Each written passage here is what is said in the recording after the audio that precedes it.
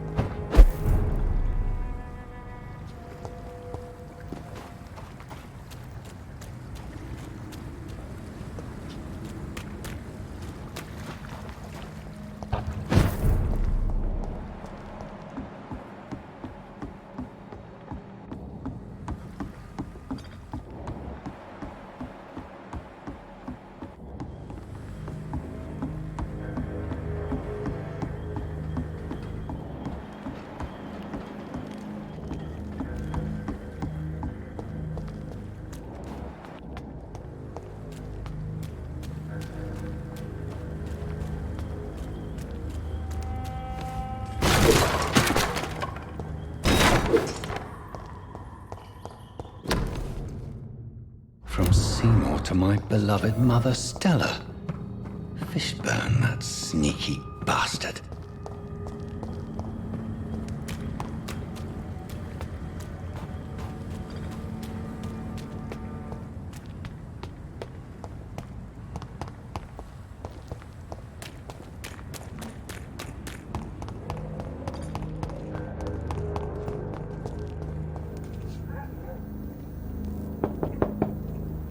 Good evening, Mrs. Fishburne. May I come in, please? Of course. Dr. Reid. Those grow eyes in the back of that head, sir. What can I do? I believe you may find this necklace of interest. What is it? I don't understand. It's a gift your son was hoping to give you. But I'm afraid it links him to the nearby murders. You mean this belongs to one of his victims? Jesus. I knew this day would come. Please, Dr. Reid, accept this for your trouble and leave me be. This day? You mean you already knew? Are you buying my silence? I will not be an accomplice in this. What? No. No. My son's crimes distress me more than you can imagine. But I'm his mother. I love him, I do.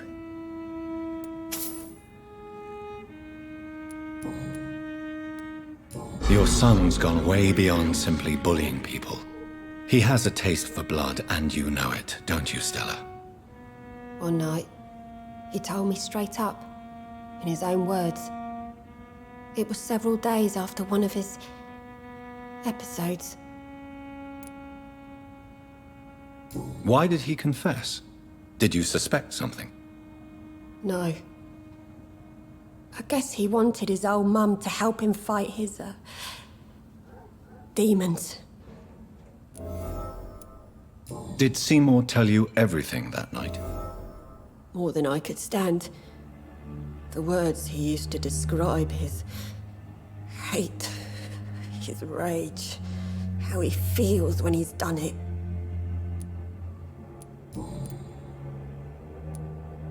Tell me about these demons Seymour needs your help to fight. Seymour used to be such a happy child, and he is still a helping son most of the time. But when he gets angry, he can hardly contain his rage. All men and women are born innocent, Mrs. Fishburne. But there can be a monster within any of us. Do you think he can be cured, Doctor? Do you think something can extinguish this rage inside my Seymour?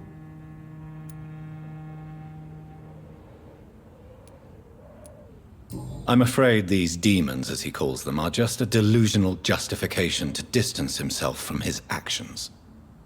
There ain't no hope then. Somehow, somewhere, my son has turned into a monster, and nothing will bring him back. Stella, I know you are ashamed of your son's crimes. So why do you protect Seymour? I can't report my own son, can I? Not a burden I could bear. Burden? How do you mean? They'd hang him for sure. I won't send my only son to his death.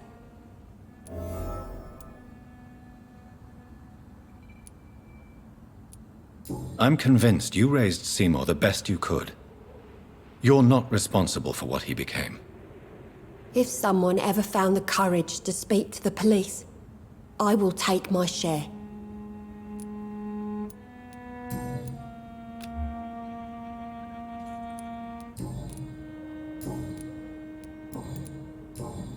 Goodbye, It's locked, all right. Please don't stay too long, sir.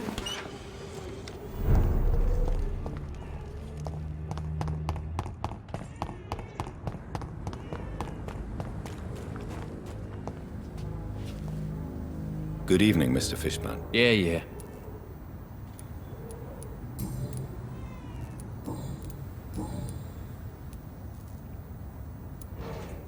Did you take pleasure in killing them, Seymour? All those people, all those lives extinguished. I take no pleasure from it. Just gives me peace. Stills the anger. For a time. Don't you think you should seek help? Talk to someone you trust, someone who cares about you. No. And don't dare speak about me to your colleagues either. Keep your mouth shut tight. Especially about my mum. This rage you feel, have you ever been able to control it? Resist it? I tried. For my mum. I tried for her. Telling the truth made me feel better. For a while.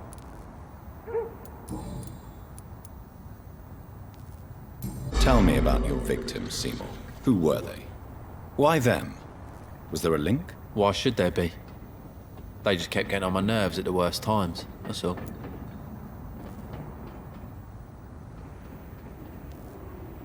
How many? How many victims? It's not like I keep records. It happens when it happens. You feel nothing, do you? No empathy for your victims at all? You seem pretty calm yourself, don't you? We're not talking about me. That right? Well, our calm's the only thing we have in common then.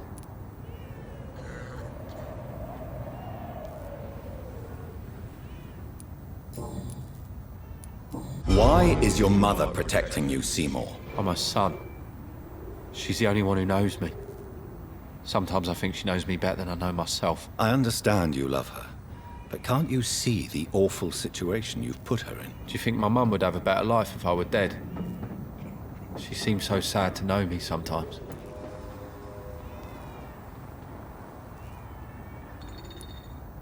I don't believe death is the appropriate sentence for murder.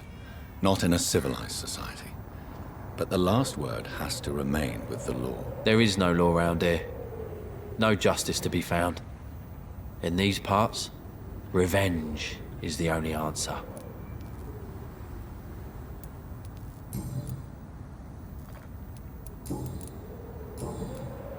Goodbye, Mr. Fishburne.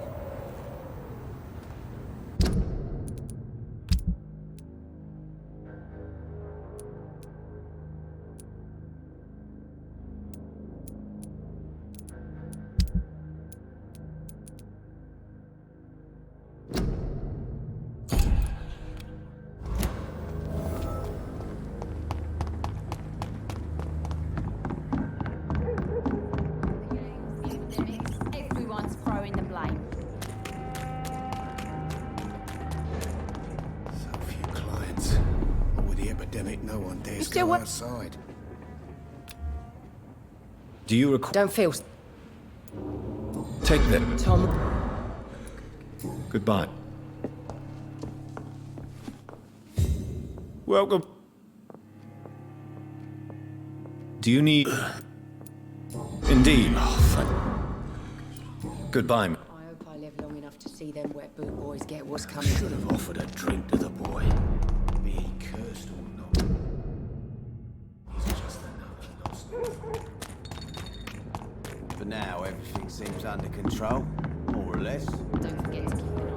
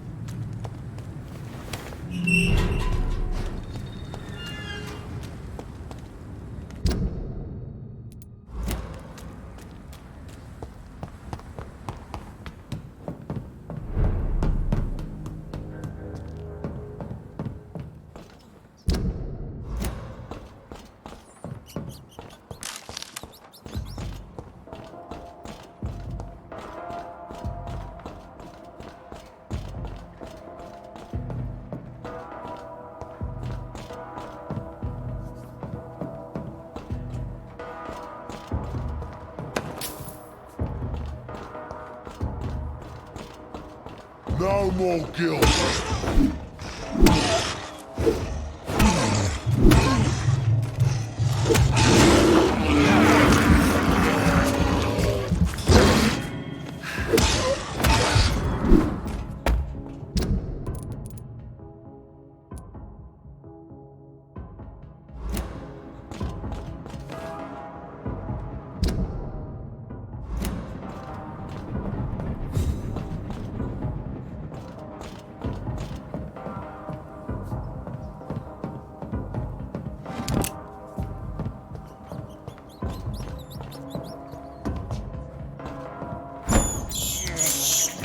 This is despicable.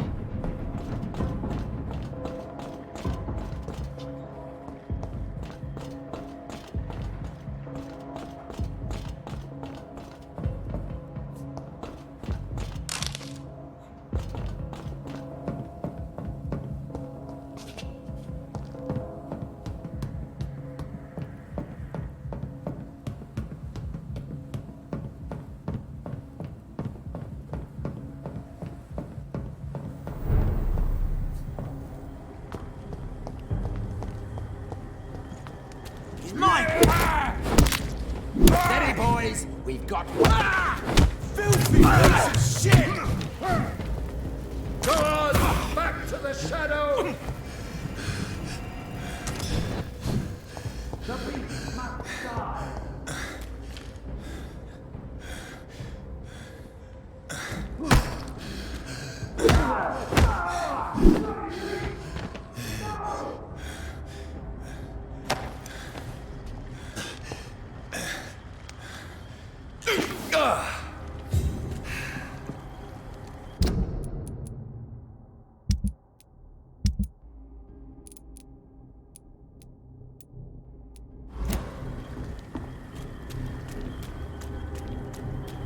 Over there! There's one of them vermin!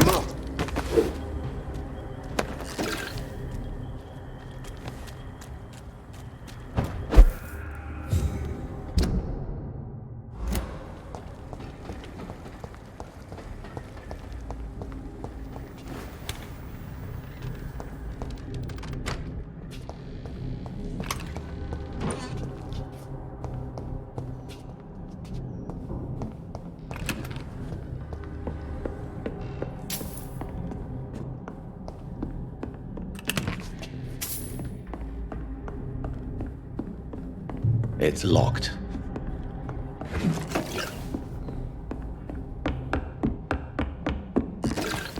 It's locked.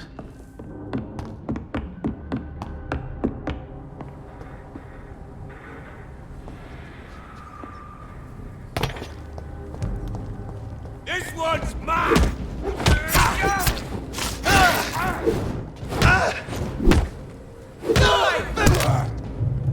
We have her!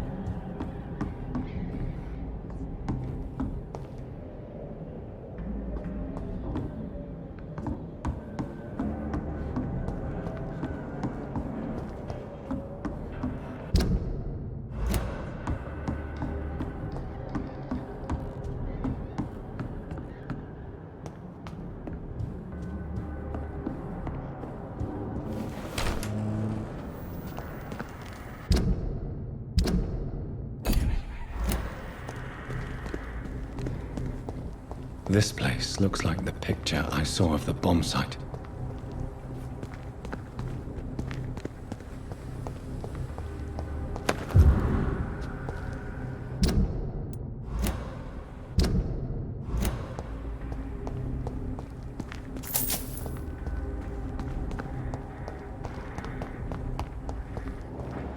Yes. The place has changed since the explosion, but it was definitely may all who suffered from this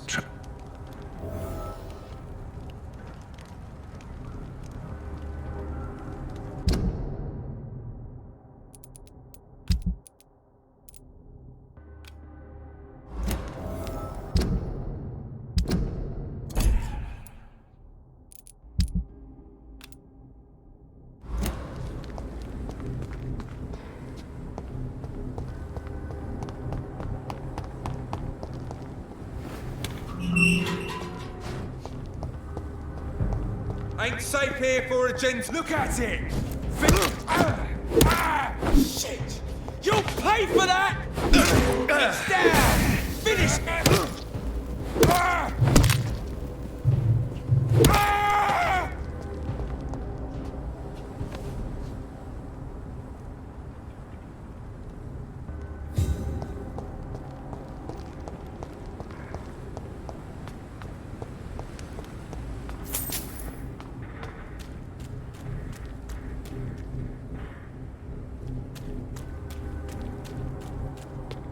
This place. Rain may have washed away the blood, but not the memory. My poor Mary.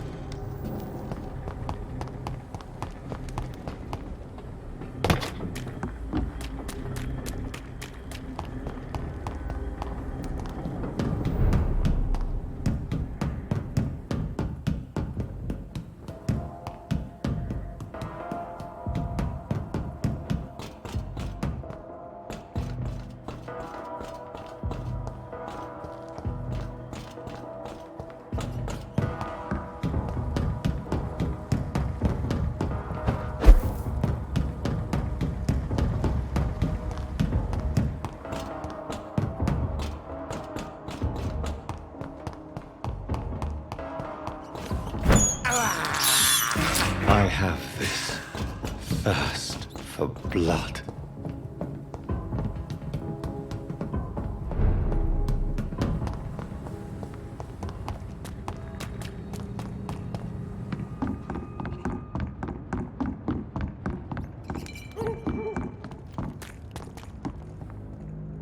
Good evening, Miss Cox. Hello again, Dr. Reid.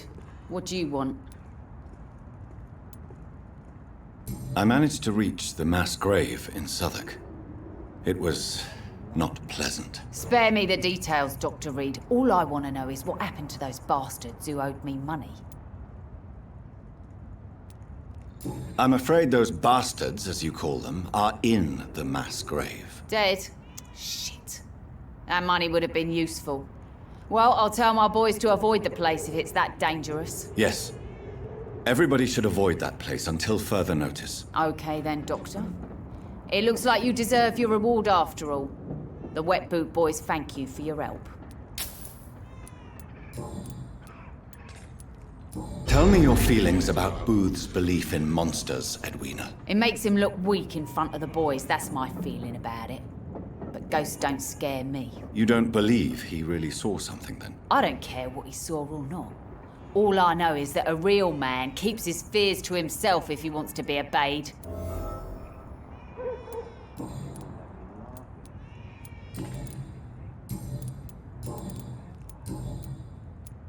Can I see... As long as you...